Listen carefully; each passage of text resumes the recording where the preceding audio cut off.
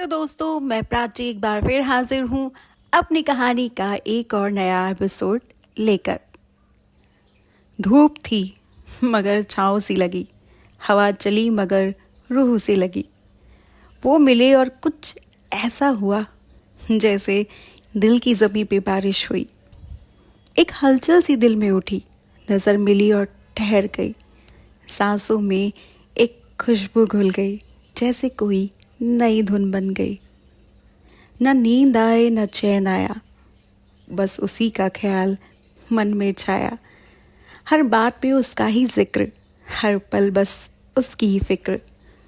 वो एक मुस्कान, एक अदा, जैसे जीवन की पहली कविता। ये दिल जो कभी तन्हा था, आज उसमें एक जहां बसा। ये कैसा जादू है, कैसा रंग, हर लम्हा हो गया है हसीन।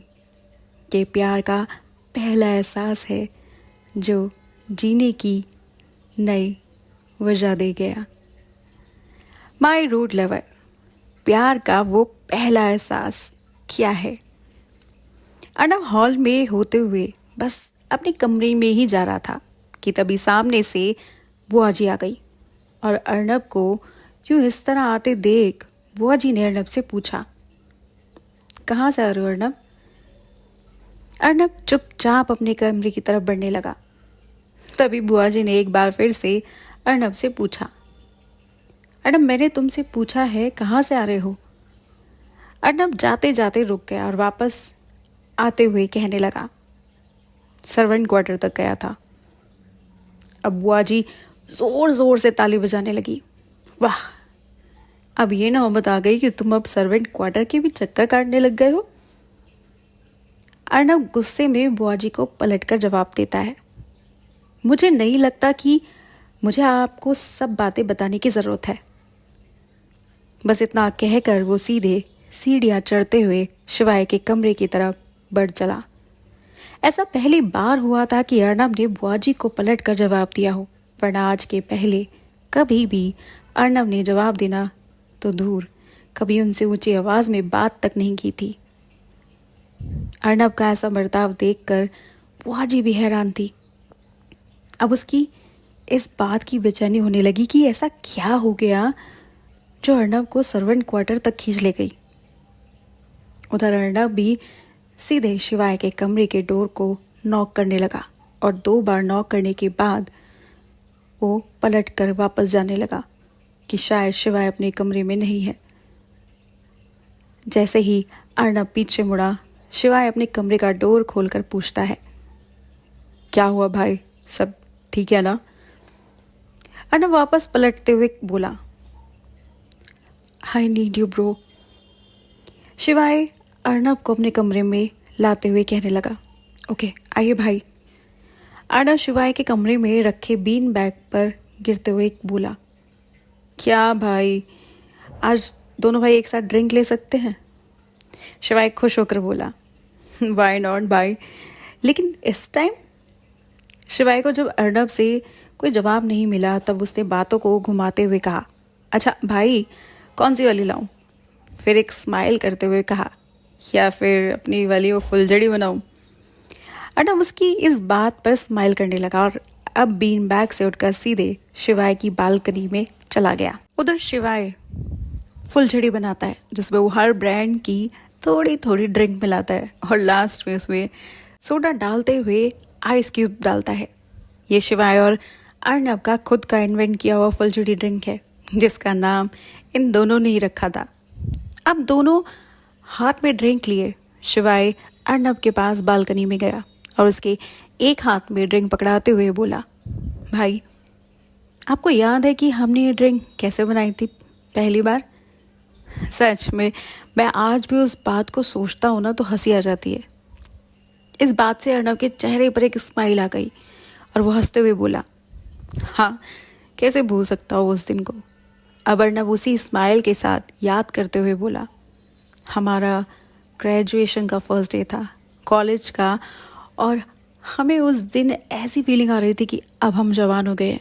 उधर बुआ जी घर पर नहीं थी। फिर अचानक से एक जोर की स्माइल देते हुए बोला कि उस दिन हम पापा के बन पड़े पर्सल बार के मालिक थे। बस जब सब में से ब्रांड नहीं समझ में आया तो मिक्स कर दिए और डाल दिया सोडा आइस क्यूब्स के साथ। और उसके बाद शिवाय तुझे याद है ना क्या हुआ था?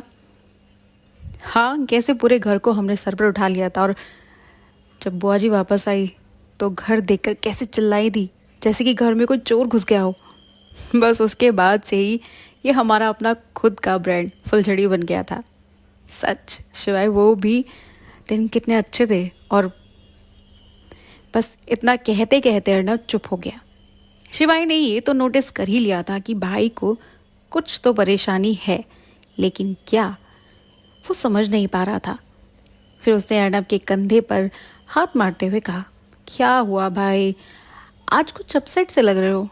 सब ठीक है ना? देखो भाई, अगर कुछ शेयर करना हो तो बता सकते हो। अर्नव शिवाय के आगे ग्लास रखते हुए एक और ड्रिंक मांगता है। शिवाय, इसे रिफिल कर दोगे प्लीज?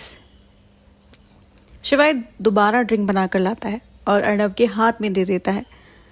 अर्नव ड्रिंक में पड़ी आइस क्यूब्स को उस ग्लास में नचाते हुए कहता है, शिवाय तुझे पता है, हम जिंदगी भी कुछ इसी तरह ही नचाते हैं जैसे मैं आइस क्यूब्स को नचा रहा हूँ। शिवाय एक सिप लेते हुए बोला, वो तो है भाई, लेकिन आपका रिमोट कंट्रोल तो आप ही के हाथों में है, तो टेंशन कैसी? आज की डेट में आप एक सक्सेसफुल, पावरफुल और एक हैंडसम बैचलर हो, तो आपको किस बात की चिंता? अर्नव बालकनी से सर्वेंट क्वार्टर की तरफ देखता हुआ कहता है, पता नहीं, आजकल इन दोनों मेरे साथ कुछ अजीब सा हो रहा है। तू बता शिवाय, जब तुझे प्यार हुआ तो ये एहसास पहली बार कैसे हुआ कि यही वो इंसान है जो तेरे लिए बना है? क्या फीलिंग्स थी उस समय? मुझसे अगर बिजनेस का पूछा जाए तो मैं बिना सेकंड थॉट के सब कुछ बता सकता हूँ कि किस में लॉस होगा, किस में बेनिफिट होंगे, लेकिन प्यार में क्या होता है कुछ नहीं पता। तुम्हें तो इस बारे में पता होगा ना, जब पहली बार तुम्हें एहसास हुआ था तो क्या लगा था तुम्हें? शिवाय अर्नव के पास आकर खड़ा हो गया और एक लंबी सांस लेते हुए कहने लगा, बहुत खास है भाई, ये एहसास कि आपको किसी से प्यार है और आपको कोई अपनी जान से भी ज़्यादा प्यार करता है, ये फीलिंग्स इनक्रेडिबल है। तभी अर्नव शिवाय की बात काटते हुए बोला, उसको है या नहीं मुझे पता नहीं।